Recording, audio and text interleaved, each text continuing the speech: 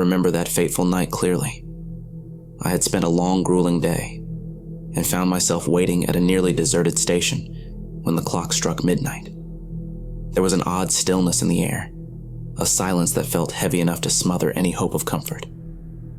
I boarded what I assumed was a routine train, but from the moment I stepped into the carriage, something was unmistakably wrong. Inside, the carriage was almost empty, save for a few shadowy figures huddled in the dim light.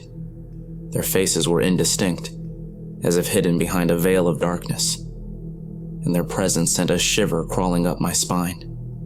I sank into a creaky seat near the center of the car, trying to brush off the uneasy feeling that had taken hold of me. The chill in the air wasn't just physical. It seeped into my very bones, whispering that something was terribly amiss. As the train lurched forward, the silence deepened into something suffocating.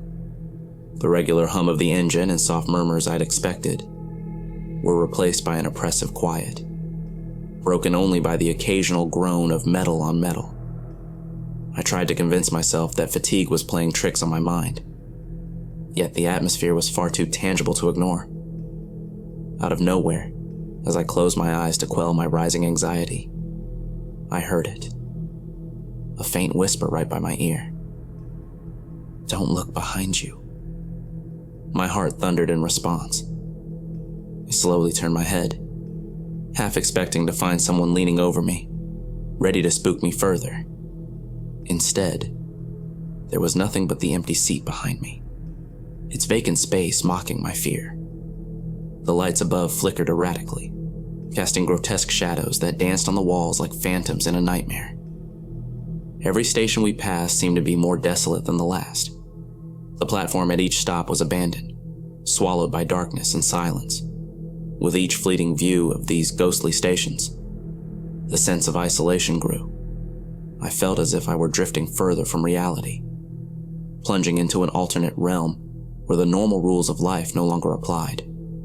It was as if the train itself had become a vessel, carrying us away from any semblance of the world I once knew. Then, as if to seal my growing dread, the intercom crackled to life. The conductor's voice came through, distorted and hollow, saying in a tone that was both mocking and menacing, "All aboard. The journey has just begun." Those words reverberated inside the carriage, shaking me to the core. In that moment, my legs felt as if they had turned to lead, and gravity itself seemed to conspire against me. I sat frozen, a prisoner in a carriage that had transformed into a portal to something dark and unspeakable. I tried to speak to one of the shadowy figures across the aisle, hoping for any sign of normalcy or reassurance. But every time I opened my mouth, my words seemed to be swallowed by the oppressive silence. The figure, with its indistinct features, only watched me with eyes that were hidden in the gloom, their expression unreadable yet laden with sorrow. It was as though the person, or whatever they were, had been touched by the same despair that permeated the train. As we sped through the night, the world outside the window became a blur of darkness and fleeting glimpses of twisted, gnarled trees and forgotten landscapes. The passing scenery was surreal, like moving through a dream where nothing was as it should be. I couldn't shake the feeling that I was no longer riding a normal train, but rather being transported to a place where time and space were warped beyond recognition. Every so often, the train would jolt unexpectedly, and with each lurch, the oppressive atmosphere tightened its grip on my soul. I began to question whether I was still awake or trapped in a waking nightmare. The continuous interplay of flickering lights and shifting shadows made it impossible to discern what was real. Had the darkness outside seeped into the very walls of the train, or was it merely a trick of the light? An illusion designed to prey on my deepest fears. As the journey dragged on, a deep, unsettling realization took hold of me. This was no ordinary train ride. I was caught in a relentless cycle of despair, a journey that defied logic and reason. I could feel that something ancient and malevolent was steering us, a force beyond my comprehension. and I was powerless to escape its grip. Even now, when I close my eyes in the quiet hours of the night, I sometimes catch a glimpse of that midnight express at the edge of my vision. A spectral reminder that some journeys are never meant to end. When the train finally began to slow, the oppressive weight of despair did not lift. I stepped off at a station that looked no more welcoming than the ones we had passed. A silent, forgotten platform under a sky heavy with foreboding clouds. The train's door closed behind me with a final echoing click, leaving me alone with my thoughts and the lingering chill of that night. I left that station forever changed, burdened with the knowledge that I had glimpsed something beyond the veil of everyday life. A glimpse into a realm where darkness reigned and hope was but a distant memory. And even now, years later, I can still feel the chill of that night, the echo of the whisper, and the weight of despair that clings like a shadow, reminding me that sometimes the journey into the unknown is a one-way ticket from which there is no return.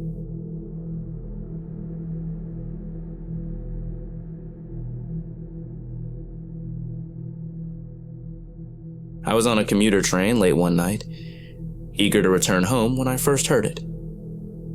A long, drawn-out whistle that seemed to cry out from another realm. The usual hum of conversation had faded, replaced by a silence so deep it felt like the calm before a storm.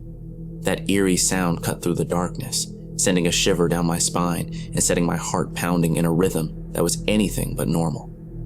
As I sat there trying to make sense of the sudden quiet, the whistle's sound grew almost hypnotic. Its mournful tone echoed off the metal walls of the carriage, weaving through the empty space like a ghostly melody. I looked up from my phone, and that's when I noticed a solitary figure standing by the window. A shadowy silhouette against the night. The figure's face was lost in darkness, its eyes hidden, yet its presence was unmistakable. I blinked, and when I opened my eyes again, the figure had vanished, leaving behind only an unsettling chill that seemed to cling to the very air. I tried to break the tension by speaking to the few fellow passengers, but every word I uttered was met with anxious glances and hesitant murmurs. Their eyes darted around the dimly lit carriage as if they, too, were expecting that spectral presence to reappear at any moment. The atmosphere was heavy, laden with a sense of impending dread that made every creak of the train's aging frame sound like a warning. Without any further indication, the train jerked violently. I clutched my seat, my knuckles white as the world outside the window blurred into a disorienting mosaic of darkness and distorted shapes. For a moment, time itself seemed to falter.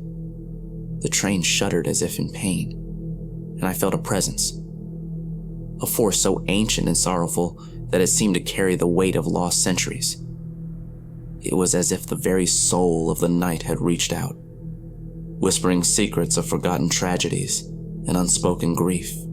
The train resumed its slow, relentless journey, yet that ghostly whistle continued to echo through the carriage, merging with the rhythmic clatter of wheels on tracks. At each stop, the train revealed platforms that were barren and eerily deserted. The stations were shrouded in mist and shadow, their silence punctuated only by the soft, melancholic sound of that otherworldly call. I couldn't shake the feeling that with every mile, we were moving further away from the realm of the living and deeper into a world where time and reality were distorted. At one particularly desolate station, a place illuminated only by the weak glow of a lone street lamp, the train came to an abrupt halt. My heart pounded as I hesitated at the door. Despite every instinct urging me to stay, I felt compelled to step off, drawn by the haunting melody of that endless whistle. The platform was cloaked in a thick fog, and as I walked slowly, each step echoed in the heavy silence. It felt as though unseen eyes were following my every move, their gaze laden with ancient sorrow and secrets best left unspoken. After a few minutes that stretched into what felt like an eternity, I found the courage to return to the train. The door closed behind me with a resonant click, sealing me back inside the carriage with its oppressive silence and the ghostly echo of the whistle. I sank back into my seat, my mind racing as I tried to piece together the fragments of a night that defied explanation. Was it a trick of the light? A hallucination born of exhaustion? Or was it something far more sinister? A glimpse into a realm where the living and the dead shared a fragile boundary? For the rest of the journey, the spectral whistle persisted. Its tone shifted subtly with every jolt of the train, as if it were speaking directly to each passenger, urging us to confront something long hidden beneath the veneer of our everyday lives. I couldn't help but feel that the train was more than a mere mode of transportation. It was a vessel carrying us into an unknown destiny, one where the echoes of sorrow and loss intertwined with the present. By the time the train finally screeched to a stop at a station bathed in the harsh light of early morning, I was left trembling, not only from the cold, but from the realization that I had borne witness to something inexplicable. Stepping off the train, I paused to listen one last time for that haunting whistle. Instead, all I heard was the distant murmur of a waking city, as if trying to erase the memory of the night's strange events. Even now, whenever I hear a train's long, drawn-out whistle in the dead of night, I am transported back to that eerie journey. The sound serves as a chilling reminder that some mysteries are meant to remain unsolved, that some journeys into the shadows reveal truths too profound for the light of day. The haunting whistle of that night train lingers in my dreams, a spectral call from a realm where time is elastic and the sorrow of forgotten souls continues to echo in the darkness. And so, I carry that memory with me. A constant, unnerving reminder that the line between our world and the realm of the unknown is often thinner than we dare to imagine, waiting silently for the next soul to listen. I once thought every train had a destination, a final stop where the journey ended. But that belief shattered the night I boarded the train to nowhere. It was a cool, damp evening when I found myself waiting at a quiet station. The usual buzz of chatter and the sound of footsteps had long since faded, leaving behind an eerie silence. When the train pulled in, it did so like a ghost emerging from the mist, its lights cutting through the darkness with an unsettling glow. At first, the ride seemed like any other late-night journey. A few tired souls, worn down by the day's burdens, sat scattered throughout the compartments. I found a seat near the back, one that allowed me to peer out the window and lose myself in the gentle, rhythmic rumble of the engine. The low, constant clack of wheels on rails usually brought comfort, a promise of routine and safe passage. But that night, something turned unsettlingly wrong. No sooner had we left the station than the compartments began to change. An inexplicable chill crept into the air, as if a winter storm had followed us inside. I could see my breath in the dim light, and a shiver ran down my spine. Overhead, the lights flickered erratically, casting dancing shadows that moved with a life of their own. A heavy, oppressive dread settled over us, as though the train was not heading toward a known destination, but hurtling into the depths of a nightmare. Hoping to dispel the mounting tension, I tried engaging my fellow travelers in conversation. "It's a strange night, isn't it?" I ventured in a tentative tone. Yet, every word I spoke was swallowed by an almost palpable silence. Their eyes remained fixed on distant, unresponsive points, and not a single reassuring smile or nod was offered in return. It was as if the silence itself was alive, devouring any hint of normalcy. Time seemed to stretch indefinitely as the journey progressed. The familiar comfort of a routine ride dissolved into a surreal experience. Every vibration of the train, every groan of metal against metal, felt like the ticking of an ominous clock counting down to something dreadful. I gripped the armrest tightly, my heart pounding with each passing moment, as a sense of inescapable terror began to overwhelm me. Then, in what felt like slow motion, the train started to decelerate. I turned my gaze to the window, expecting to see the comforting sights of the countryside, the rolling hills, the scattered trees, perhaps even the warm glow of a station bathed in streetlight.